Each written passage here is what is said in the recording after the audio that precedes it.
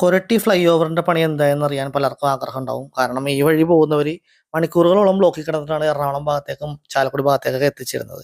അപ്പോൾ പണി എന്തായി, പണി തീരാറായോ എന്ന് പലർക്കും അറിയാൻ ആഗ്രഹമുള്ളതുകൊണ്ടാണ് നമ്മൾ ഡ്രോൺ എടുത്ത് ഇവിടെ നിന്ന് പറപ്പിക്കുന്നത് കേട്ടോ. ഇപ്പോൾ നമ്മൾ അങ്കമാലി ഭാഗത്തുനിന്ന് ചാലക്കുടി ഭാഗത്തേക്കുള്ള ഡയറക്ഷനിലേക്കാണ് നമ്മുടെ ഡ്രോൺ പോയിക്കൊണ്ടിരിക്കുന്നത്. ഇടതുവശത്ത് നമുക്ക് റെയിൽവേ ട്രാക്കൊക്കെ കാണാം. അപ്പോൾ ഈ മേൽപ്പാലം പണി നടക്കുന്നതിൻ്റെ ഇരുവശങ്ങളിലായിട്ട് വാഹനങ്ങൾ കടന്നു പോകാൻ സുഗമമായിട്ടുള്ള വഴി അവർ സജ്ജമാക്കിയിട്ടുണ്ട്. അത്യാവശ്യം ബ്ലോക്കിലാണ്ട് വാഹനങ്ങൾക്ക് പോകാൻ സാധിക്കുന്നുണ്ട്. നടുക്ക് ഭാഗത്ത് മേൽപ്പാലത്തിന്റെ ഭാഗത്ത് അത്യാവശ്യം നല്ല രീതിയിൽ മണ്ണുകൾ കൂട്ടിയിട്ടിട്ടുണ്ട്.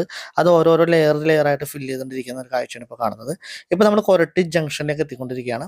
ഇത് വലത്തോട്ട് പോയി കഴിഞ്ഞാൽ നമ്മുടെ കൊരട്ടി ഇൻഫോ പാർക്കിന്റെ ഭാഗത്തേക്ക് പോകുന്ന റോഡും ഇടതുവശത്തേക്ക് മേൽപ്പാലം കയറി പോകുന്നത് കൊരട്ടി പള്ളിയിലേക്ക് പോകുന്ന ഒരു വഴിയാണ്. അപ്പോൾ മേൽപ്പാലം വരുന്ന ഭാഗത്തുള്ള പില്ലറുകൾ ഏകദേശം ഉയർന്നു പൊങ്ങിയിട്ടുണ്ടെന്ന് പറയാം. മുകളിലേക്ക് ഫുള്ളായിട്ട് എത്തിയിട്ടില്ലെങ്കിൽ കൂടി അതിന്റെ ഹൈറ്റ് ഏകദേശം പൂർത്തിയായിട്ടുണ്ട്.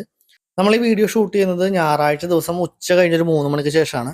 ഇപ്പം തന്നെ ഏകദേശം ബ്ലോക്ക് നിങ്ങൾക്ക് കാണാം. വലതുവശത്ത് എറണാകുളം ഭാഗത്തേക്ക് പോകുന്ന റോഡുകൾ അത്യാവശ്യം ചെറിയ രീതിയിൽ ബ്ലോക്ക് ഉണ്ട്.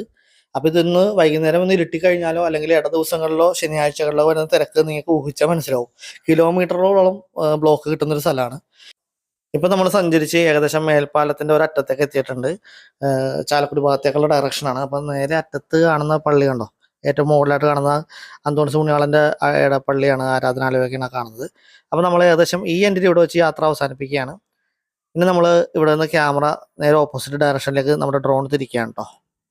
ക്യാമറ തിരിക്കുന്ന സമയത്ത് ഇവിടെ ഒരു കമ്പനിയൊക്കെ കാണാം കേട്ടോ, പഴയ ഒരു കമ്പനിയെ കാണാം. ഗവൺമെൻറ് ഓഫ് ഇന്ത്യ പ്രസ് എന്നൊക്കെ പറഞ്ഞാണ് മാപ്പിൽ നമ്മൾ നോക്കുമ്പോൾ കാണുന്നത്. എന്താണെന്ന് എനിക്ക് കത്തിയില്ല, അറിയാവുന്നവരുണ്ടെങ്കിൽ ഒന്ന് കമൻറ്റ് ചെയ്തേക്കാം.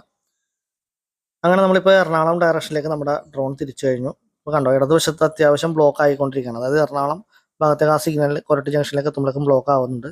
നമ്മൾ നേരെ താഴത്തേക്കുള്ള ഒരു വിഷ്വൽ എടുക്കാൻ കേട്ടോ.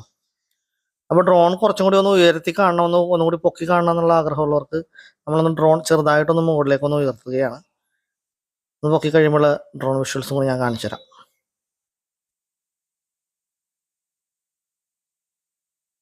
ഇതാണ് ഇപ്പോൾ നമ്മൾ നിൽക്കുന്ന സ്ഥലത്ത് കുറച്ചും കൂടി ഉയർത്തി കഴിഞ്ഞപ്പോഴുള്ള ഡ്രോണിൻ്റെ ഒരു വിഷ്വൽ ഇതാണ്.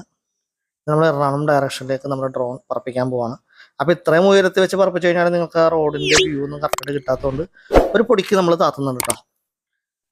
എങ്കിൽ മാത്രമേ നമുക്ക് വാഹനങ്ങളും കാര്യങ്ങളൊക്കെ കറക്റ്റായിട്ട് കാണാൻ പറ്റുള്ളൂ. അപ്പോൾ നമ്മുടെ ഡ്രോൺ ഒന്നുകൂടി താത്തുകയാണ്. ഇപ്പോൾ നമ്മൾ എറണാകുളം ഭാഗത്തേക്കാണ് പോയിക്കൊണ്ടിരിക്കുന്നത്. ഇവിടെ നോക്കിക്കഴിഞ്ഞാൽ കാണാം കണ്ടോ, ഇടതുവശത്ത് അത്യാവശ്യം ബ്ലോക്കായി തുടങ്ങിയിട്ടുണ്ട്. കൊരട്ടി ജംഗ്ഷനിലേക്ക് നമ്മൾ എത്തിയിട്ടുണ്ട്.